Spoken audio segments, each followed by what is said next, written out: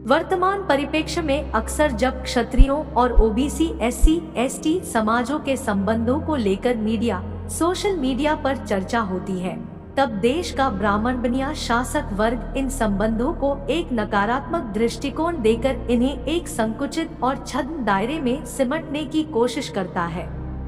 इसके लिए ये सहारा लेते हैं फिल्मों, साहित्य, इतिहास लेखन और मीडिया का।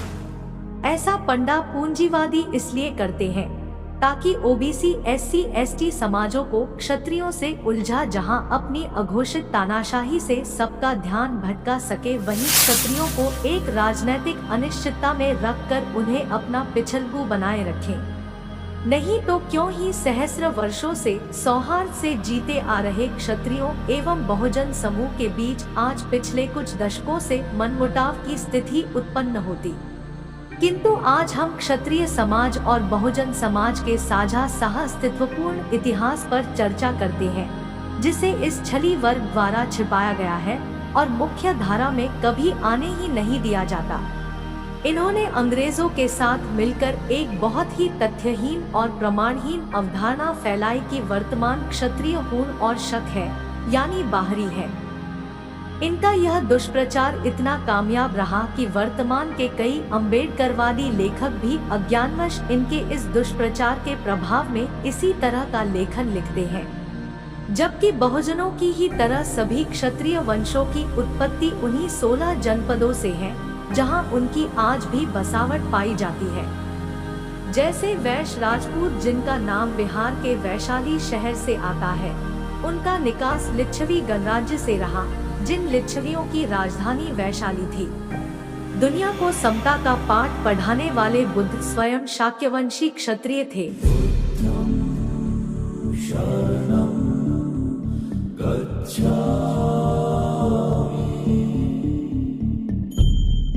इतिहासकार थॉमस रिहस डेविड्स के अनुसार शाक्यवंश उसी क्षेत्र में पाए जाने वाले वर्तमान के गौतम राजपूतों का मूल वंश है।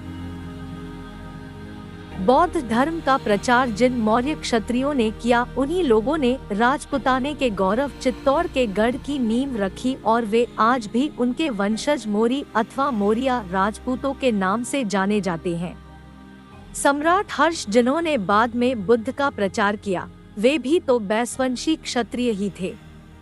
बौद्ध मत, जिसे वर्तमान के क्षत्रिय अपने ही पूर्वजों का अतुलनीय योगदान होने के बावजूद भुला चुके थे, उसे वर्तमान में संरक्षित रखने का कार्य बहुजन समाज ही कर रहा है। इसे ही परस्पर कृतज्ञता की भावना एवं एक दूसरे का पूरक होना कहा जाता है। तोमर क्षत्रिय कुल में जन्मे ठाकुर रामदेव जी तंवर ने मध्यकालीन भारत में फैली छुआछूत एवं जातीय भेदभाव की कुप्रथा का पुरजोर विरोध किया। क्षत्रियों और दलित समाज के अलावा मुस्लिम समुदाय भी रामसा पीर के नाम से पूजता है। उनकी जन्मभूमि रुणिचा क्षत्रियों का एक बड़ा धाम है, जहां आज भी उनकी दलित धर्मभन डालीबाई मेघवाल की समाधि है। जहां पाबूजी ने क्षत्रियों और घुमंतु जातियों को एक सूत्र में बांधने का कार्य किया, तो वहीं गोगाजी चौहान आज भी देश भर के क्षत्रियों के अलावा हरियाणा से गुजरात तक सभी कृषक जातियों के भी इष्ट है। इसी प्रकार विश्नोई पंथ की स्थापना कर कई जातियों को एक करने वाले जम्बोजी महाराज भी परमार राजपूत थे। राठौर कुल में जन्मी मीराबाई ने भी अपना गुरु संत रविदास को बनाया था। महाराणा प्रताप के साथ हल्दीघाटी युद्ध में उनके सामंत एवं सहयोगी राणा पूंजा सोलंकी ने हल्दीघाटी में राजपूतों और भीलों को संयुक्त कर युद्ध किया था। मेवाड़ के कोट ऑफ आर्म्स में आज भी एक तरफ क्षत्रिय तो दूसरी ओर भील योद्धा चिन्हित है। इसी तरह जयपुर राज्य के सरकारी खजाने की रखवाली की जिम्मेदारी सदैव मीणा जागीरदारों को दी जाती थी। यह निसंदेह परस्पर सम्मान का द्योतक है। 16वीं सदी में मुगलों के विरुद्ध गोंड और राजपूत सैनिकों का नेतृत्व कर गोंडवाना की रक्षा में वीरगति प्राप्त करने वाली रानी दुर्गावती भी चंदेल राजपूत वंश से थी। 1857 की स्वाधीनता संग्राम में बैसवंशी क्षत्रिय राणा बेनी माधव के नेतृत्व में जब अवध के क्षत्रियों ने कमान संभाली तो वहां के बहुजन भर और पासी जाति के लोग भी उनकी सेना में कंधे से कंधा मिलाकर शामिल हुए।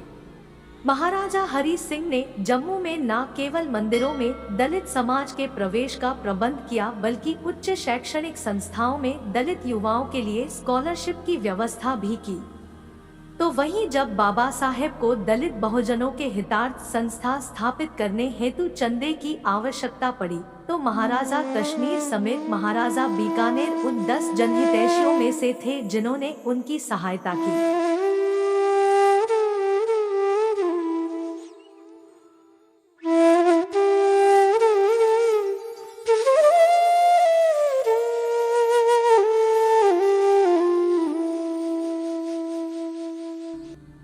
1947 तक उत्तर भारत में कई जातियों की जमींदारियां थीं, किंतु भूमिहीन बहुजन वर्ग हेतु भूदान में सबसे आगे आकर सर्वाधिक योगदान क्षत्रिय जमींदारों ने ही दिया। आजाद भारत में भी बस्तर के काकतीय वंशी महाराजा प्रवीर चंद्र भंजदेव ने आदिवासियों के जल, जंगल, जमीन और प्राकृतिक संसाधनों के हितार्थ सरकार से लड़ाई लड़ी और 1961 में कांग्रेस सरकार द्वारा लोहंडीगुड़ा नरसंहार के विरुद्ध आदिवासी भाइयों को संगठित किया।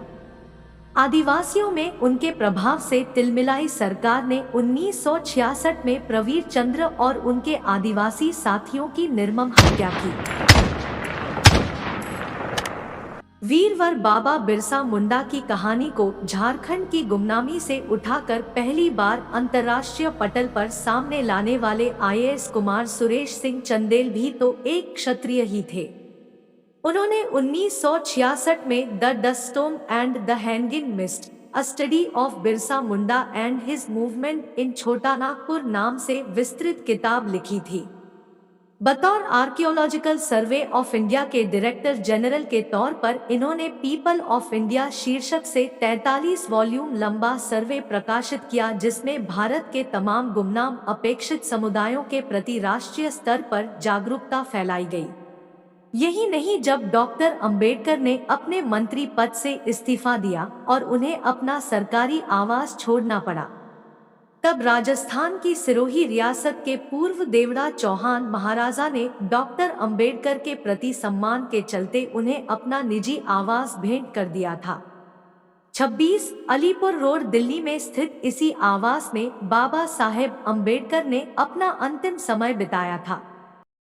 राजपूत समाज में डॉक्टर हरि सिंह जी गौड़ जैसे शिक्षाविद भी हुए, जिन्होंने 1946 में सागर यूनिवर्सिटी का निर्माण किया, जो मध्य प्रदेश की सबसे पुरानी सरकारी यूनिवर्सिटी है। 1929 में डॉक्टर हरि सिंह जी गौड़ ने द स्पिरिट ऑफ बुद्धिज्म नामक एक प्रसिद्ध ग्रंथ लिखा। संविधान निर्माण के समय भी डॉक्टर अंबेडकर और डॉक्टर गौड़ के बीच कई सहयोगात्मक चर्चाएं हुई। पूर्व प्रधानमंत्री VP सिंह ने ही बाबा साहेब अंबेडकर को भारत रत्न दिलवाने का कार्य किया। VP सिंह गहरवार प्रसिद्ध बौद्ध राजा जयचंद गहरवार के ही वंशज थे, जिनके विरुद्ध कोई ऐतिहासिक प्रमाण न होने पर भी ब्राह्मणवादी वर्ग ने इस देश का खलनायक घोषित किया हुआ है। प्रधानमंत्री VP सिंह गहरवार ने अपना निजी करियर दांव पर लगा OBC आरक्षण लागू किया, जिससे हजारों जातियों को प्रतिनिधित्व मिला। उन्हीं के पद चिन्हों पर चलने वाले MP के पूर्व मुख्यमंत्री और बघेल क्षत्रिय अर्जुन सिंह ने 104 अमेंडमेंट लागू कर प्राइवेट शैक्षणिक संस्थाओं में OBC आरक्षण लागू किया। मुख्यतः क्षत्रियों में सदैव न्याय की भावना ही रही है। इस लंबे सकारात्मक इतिहास के बाद भी क्षत्रिय एवं बहुजन समुदाय के बीच दुष्प्रचार कर दूरियां बढ़ाना केवल एक वर्ग विशेष का निजस्वार्थ मात्र ही है।